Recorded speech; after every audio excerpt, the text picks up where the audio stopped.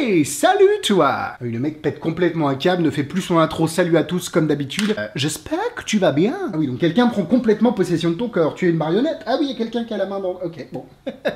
Pourquoi pas. Après cette fort marrante intro, les mots sont pas dans le bon sens, c'est pas grave. Aujourd'hui, on va parler de deux produits de David. Comme d'habitude, David, c'est, pour ceux qui ne le connaissent pas, le Michel-Ange du bois. C'est un petit peu le Zinedine Zidane de l'ébénisme. C'est, comme qui dirait, le Ronaldo... Ouais, j'utilise beaucoup de métaphores et de comparaisons de foot. Le Ronaldo de la fraise. De la fraiseuse. Comment on dit? La fraiseuse. Le mec ne connaît même pas les termes techniques et veut faire des vannes. C'est très compliqué aujourd'hui. Aujourd'hui, je vais vous parler de deux projets que David a fait. Alors, vous avez un projet, une boîte ici. Je vous la montre comme si c'était n'importe quoi. Voilà, là, vous avez une boîte. Voilà, alors ça, c'est fait. Non, surtout pas. Vous avez ici une boîte qui est inspirée d'objets marocains ou dans lesquels vous mettez d'habitude les petits gâteaux apéro, les bols et tout. C'est très intéressant de commencer par cette anecdote. David a été bluffé par ces boîtes-là, il s'est dit, bon, je vais la refaire. Moi, si je vois une boîte comme ça, je dis, je vais l'acheter. Jamais je la refais parce que déjà, je sais même pas comment ça marche. Je ne veux même pas savoir comment ça marche, voir le mécanisme, parce que là, je suis en train de vous parler du mécanisme, vous ne l'avez pas encore vu. Mais en gros, jamais de la vie, moi je me dis, je vais la refaire. Puis David, pourquoi pas? David s'est dit, allez, on la refait. Donc c'est une boîte qui va vous permettre de garder un set, hop, de 4 pièces. Oh là là. Voilà, rien que ça, pour moi, je veux pas en fait, je veux le faire sans vous le cacher. Voilà. Oh là là là là. Voilà, c'est une boîte qui va vous permettre de mettre un set de 4 pièces avec une coquille, en l'occurrence un set de 2000 $ Barber fabriqué par Thierry Magicoin, MKS. Ah oui, parce que ce que je vous ai pas dit, c'est qu'en plus, vu que je suis un peu casse-couille, j'ai dit à David, j'aimerais bien avoir la boîte pour qu'elle tienne mes Barber. Il s'est dit, bah ok, pas de souci. Il m'a même pas demandé, bah envoie-moi tes Barber pour que je connaisse la taille. Il a commandé un Barber, une pièce pour avoir la taille du diamètre, etc. Enfin bon, David, c'est un fou. Vous avez évidemment, parce que là, comment on fait pour prendre les pièces, Alexis? Comment on fait? Il suffit de mettre, je sais pas si on voit en dessous, vous avez des petits trous. Il suffit de mettre son petit doigt, hop.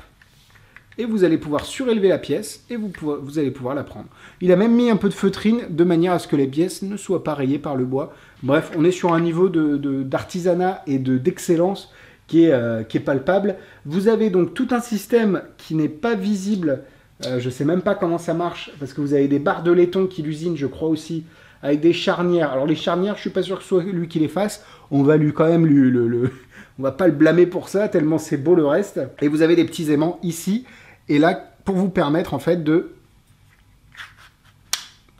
fermer la boîte. C'est magique, en fait. On n'est pas sur un objet avec de la magie directe. Il n'y a pas un tour, il n'y a pas un effet qu'on ne comprend pas. Mais je trouve, pour moi, c'est tout aussi magique que de voir un effet, en fait.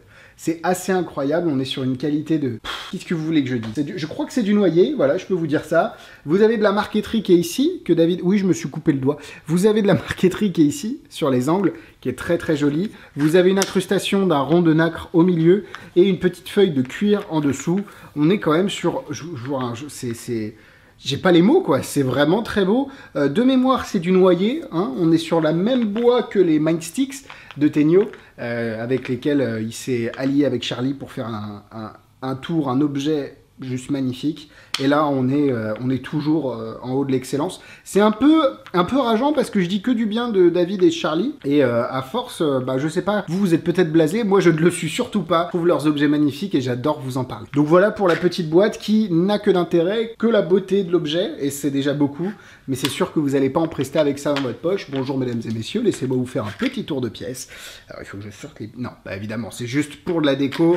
C'est pour la beauté de l'objet, du travail. C'est magnifique. Donc voilà, j'espère que ça vous aura. Mais attendez, ne partez pas tout de suite, j'ai autre chose pour vous. Et oui, parce qu'on est sur des plus petits projets aussi. Vous connaissez évidemment le Tiny Plunger de Garrett Thomas, Matthew Bish. Je crois que c'est Matthew Bish au départ, qu'il a sorti avec Garrett Thomas, John Armstrong et oui, c'est ça, et John Armstrong.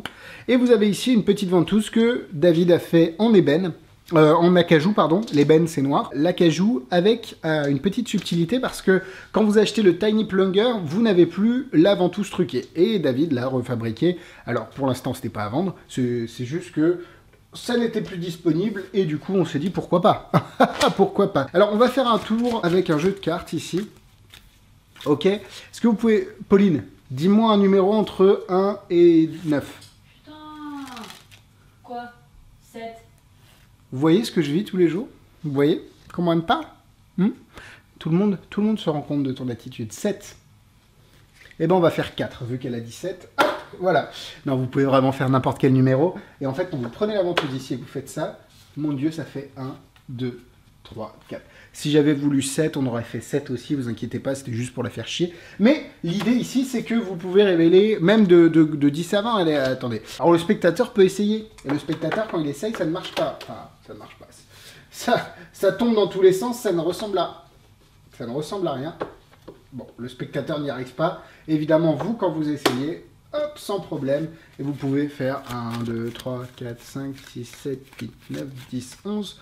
le numéro que le spectateur a donné. Et en plus dans la routine, alors vous pouvez, il y a plein vous devriez voir Max faire cette routine, c'est incroyable comment il l'a fait bien.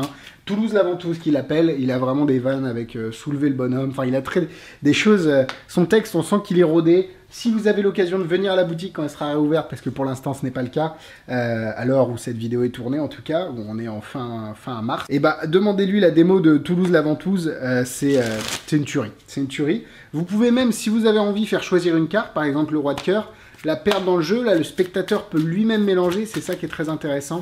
Et si vous le souhaitez, juste prendre les cartes, boum, et vous vous êtes arrêté sur quoi? Sur le roi de cœur, évidemment c'est la carte du spectateur.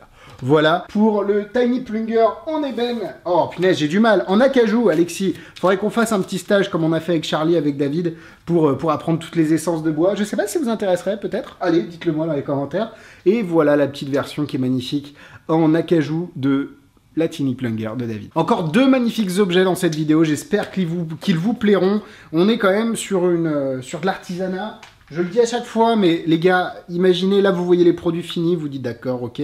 Imaginez le temps de travail, il faut prendre les planches, il faut faire tous les biseaux, faut faire tout, il faut faire les charnières, il faut les visser, il faut faire tous les trucs magnétiques, il faut faire les trous pour les aimants, il faut coller les aimants, il faut faire la main. Bref, c'est un travail. David, est-ce que tu peux mettre le nombre d'heures que tu travailles sur cette boîte, développement compris? Parce qu'évidemment, c'est pas un truc, tu te réveilles le matin, tu as envie de le dire, tiens, si je faisais ça. Bah non, faut évidemment faire des plans, faire des mesures, faire des côtes, etc., etc. David, si tu es là, est-ce que tu peux mettre, s'il te plaît, dans les commentaires, le nombre d'heures que tu as travaillé sur cette boîte? Je pense que ça permettrait à tout le monde de se rendre compte de la vraie masse de travail que ça représente. Voilà les amis, j'espère que cette vidéo vous aura plu. On se donne rendez-vous vendredi. Allez voir de Instagram, Facebook, YouTube, tout est dans la description, rien que pour vous. Et on se donne rendez-vous vendredi pour un nouvel avis. Bisous bisous.